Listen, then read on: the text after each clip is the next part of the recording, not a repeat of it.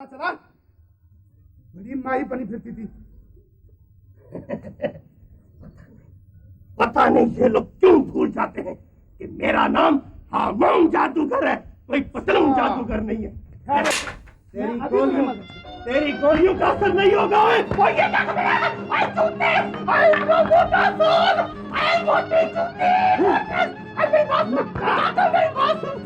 जब भी घर पे चोर आए उसने कहना है सिंगों वाला भूत, नाम तेरा जाए चुड़ैल गुनाहगार, ना हुलिया ना सूर पकड़ना काबू, नहीं है कोई याद, कर दे मुझे याद, कर दे मुझे।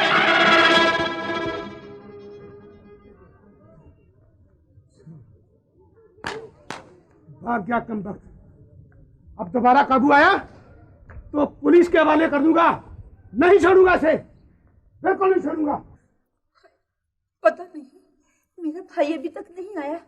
मेरा ख्याल है कि तिलिस्मी शीशा लेके आता ही होगा। मैं जरा हेयर स्टाइल बनवा दूं। मोटी जूती मोटा सोल कुछ ना बोल।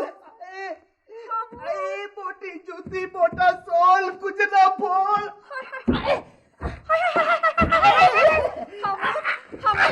क्या हुआ मेरे भाई को? क्या हुआ मेरे भाई को? मोटी जूती मोटा सोल कुछ ना बोल। क्या हुआ, कुछ बताओ तो सही।